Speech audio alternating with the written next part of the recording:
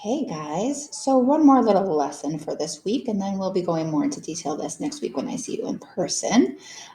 So today's quick little lesson, so just a few minutes, is on function notation. So we talked yesterday or the other day about what a function was. Okay, so now that we know that, how the heck do we write them? So we're used to writing equations as just y equals. So let's say I start with the equation y equals 5x plus 3. So that's great. X is my input, Y is my output. Whoa, whoa. So we have this new way of writing them. It's called function notations. And we write it as f of x equals 5x plus 3. So once again, the way I say this is f of x. And that is what my function notation looks like. So you're probably saying, well, like, what the heck is the big deal? Why are we doing this? Just like whatever. So we do it so you can see the input and the output when you give an answer. So ready? Let's say I started with this and I said, hey guys, f of x is 5x plus 3. What is f of 2? And you would say, I don't know. But just think about what that means. It just means that x is being replaced with 2. So on the right side, x is going to be replaced with 2. Hey, that's not that bad. It's just kind of reasoning. So you would write f of 2 equals, you would figure out this side, 5 times 2 is 10 plus 3 is 13. And this is what your answer looks like.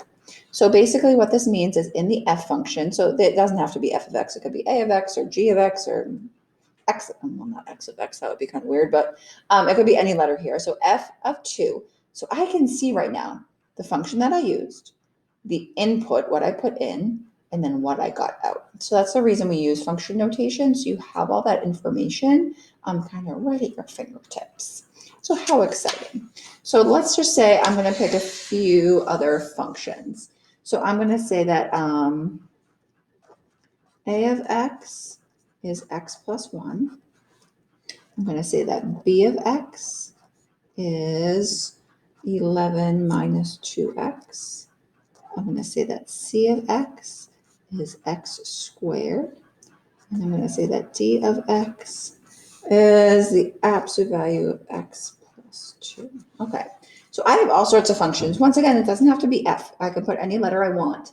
And right now I see that these are 4 different functions, and that's noted by having 4 different letters. So if I say evaluate means I'm going to plug into my functions. So for number 1, if I said, hey, can you evaluate a of 7? So here's what you would do. You would say, okay, well, there's an a in front. So I have a list over here. So I'm going to pick the one that has a. Okay, so that hopefully makes sense. So that's why it's important to label things. And that's why functions are important. Instead of me just giving you 4 equations with y equals and being like, oh, which one do I use? I now know which one to use. So that's an important part of function notation. A of 7 means that x is being replaced with 7. So on the right side of the equation, where I see x, I'm going to replace it with 7.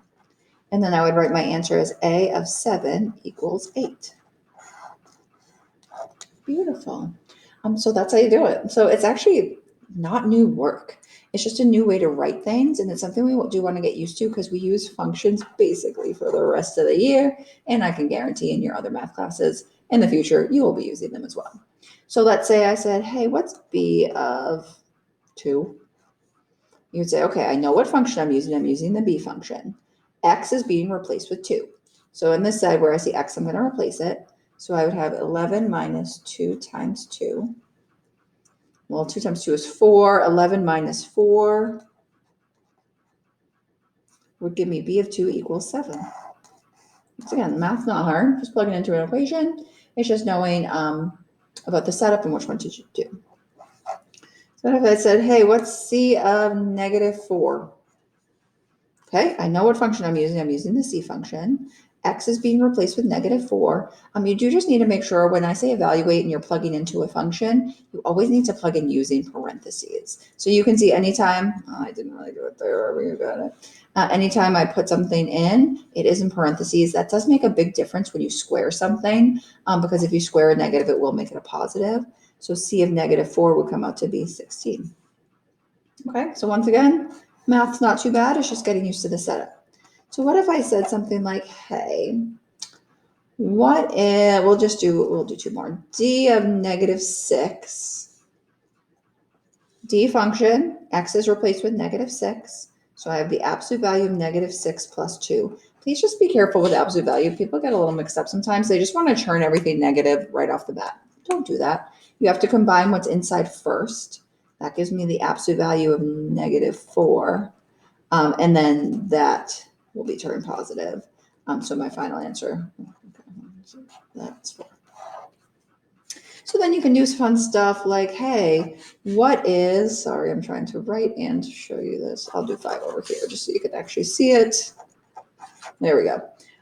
What is A of 11 plus B of negative 3? So you can do things like combine functions. Hey, why not?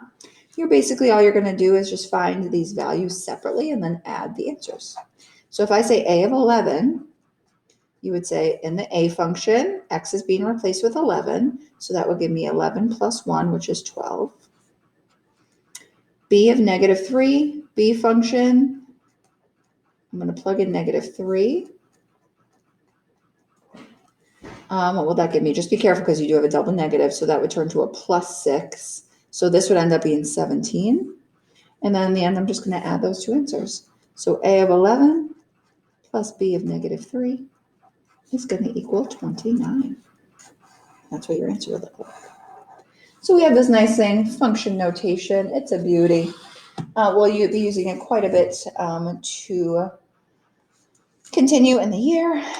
You are going to have a little assignment on this today. So please, once again, you should be taking your own notes as I'm giving these to you. And we will be doing this more in detail in class as well. We have some other fun stuff, like if I give you an output and you need to find an input, we'll be looking at graphs. So we have a few things that we will build off of this. So please try your best. Email me if you have any major concerns or issues. I can't talk either. And I will see you in class. Bye, guys.